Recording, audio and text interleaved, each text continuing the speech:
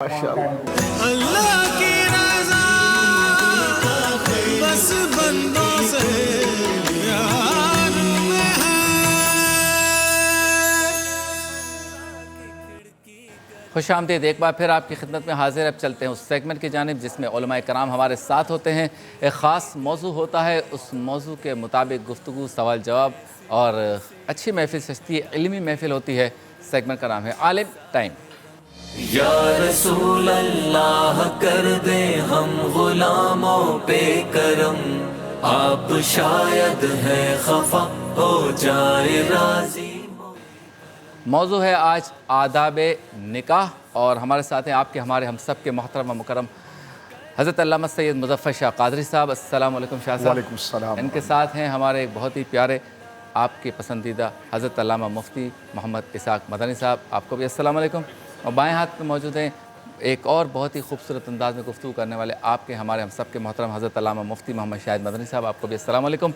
آداب نکاح کے حوالے سے گفتگو کرنی ہے۔ سب سے پہلے شاہ صاحب کی طرف چلتے ہیں، نکاح کی اہمیت کیا ہے؟ بسم اللہ الرحمن الرحیم، رب اشرح لی صدری ویسر لی امری واحلل عقدۃ من لسانی یفقہوا قولی۔ یا اللہ۔ نکاح کی اہمیت اور اس کا مقصد، قدرت کو نکاح کے ذریعے لوگوں کی زندگی کے ایک اہم مقصد کی تکمیل مقصود ہے۔ اور نکاح جسے ہم ایک مزاح سمجھتے ہیں یا ایک کھیل کود کا طریقہ سمجھتے ہیں، یہ نہیں، بلکہ نکاح سے معاشرے کو بھی اور دین کو بھی ایک اہم امور کی تکمیل بھی مقصد ہے، اور اس سے معاشرہ تشکیل بھی پاتا ہے۔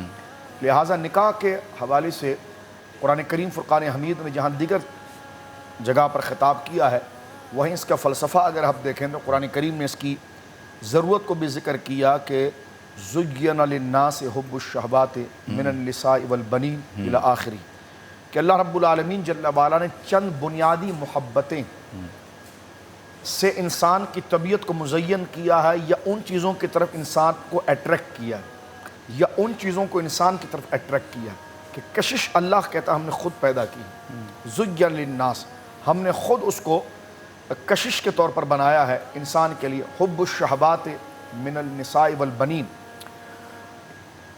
گویا کہ وہ خواہشات جس کی طرف انسان رغبت کرتا ہے وہ اولادوں کی ہے اور وہ بیویوں کی ہے۔ پھر آگے چل کے فرمایا وہ مال کی ہے، وہ تجارت کی ہے، وہ سونے کی، وہ چاندی کی ہے، لیکن اللہ رب العالمین جل وعلا کے پاس اس سے بہتر مسکن ہے۔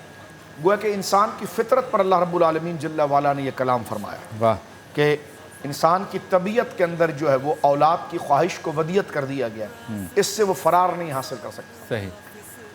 اسی طرح عورتوں کی خواہش کو، مال کی خواہش کو اللہ رب العالمین نے انسان کے اندر ودیت کر دیا ہے، اور اس کے جائز تقاضے اللہ نے بتا دیے کہ اس کے حصول کا کیا طریقہ ہے۔ صحیح۔ اولاد کے حصول کا کیا طریقہ ہے، عورت کے لیے مرد کے حصول کا کیا طریقہ ہے، مرد کے لیے عورت کے حصول کا کیا طریقہ ہے، مال کے حصول کا کیا طریقہ ہے ہی آپ کی ضرورت، اس کے بغیر آپ کے لیے کوئی راہ چارہ نہیں ہے، لیکن اس کو اگر اس کے حاصل کرنے والے طریقے جو شریعت مطہرہ بیان کرتی ہے اس طریقے سے آپ ہٹائیں گے تو یہ آپ کے دردسر بن جائے گا اور فساد بن جائے گا۔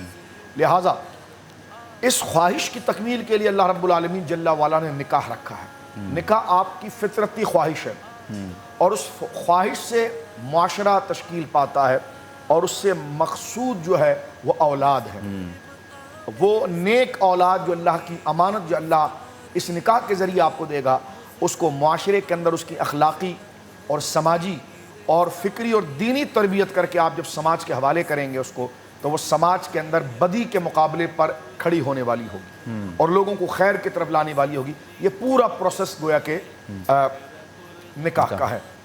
اب آپ دیکھیں رسول کریم صلی اللہ تعالی علیہ وسلم جن کی سیرت نمونہ حیات ہے اور تمام انسانیت کے لیے نمونہ کامل ہے، بے شک۔ صحابہ کرام رضوان اللہ اجمعین جو نیکی کے بڑے خوگر ہیں اور چاہنے والے ہیں کہ نیکی زیادہ ہو، اللہ کی محبوبیت کے کام کیے جائیں، تو اسی جذبہ خیر سے وہ امہات المومنین کے پاس پہنچے رضی اللہ تعالیٰ عنہ، اور پردے کی اوڑ سے پوچھا، امی جان نبی کریم علیہ السلام کو ہم باہر تو دیکھتے ہیں کہ سرکار کیا واعظ فرماتے ہیں، لوگوں کے ساتھ کیا طریقہ اختیار کرتے ہیں، لیکن حضور علیہ السلام کی جو گھریلو زندگی ہے رات کے وقت حضور علیہ السلام کی زندگی یا حضور عشاء پڑھ کر آ جاتے تو وہ کیا ہے ذرا اس کو بیان فرمائیں۔ تو امہات المومنین میں سے ذکر کرنے والی نے ذکر کیا کہ سرکار جب عشاء کی نماز پڑھ کر آ جاتے ہیں تو پھر سو جاتے ہیں، سرکار سو جاتے ہیں، سونے کے بعد آخری پہر رات کا جو اس میں اٹھتے ہیں حضور، اور اس میں وطر اور تہجد کو آپ ادا کرتے ہیں۔ صحیح۔ تو انہوں نے تعجب میں کہا کہ حضور سو جاتے ہیں؟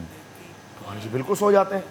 تو تینوں ایک دوسرے کا منہ دیکھنے لگے اور دیکھ کر کہنے لگے کہ سرکار تو نبی ہیں، امام الانبیاء ہیں، اور اللہ رب العالمین جل وعلا نے تو آپ کے صدقے اوروں کی مغفرت فرما دی ہے، تو سرکار علیہ الصلوۃ والسلام کے لیے اجر ہی اجر ہے۔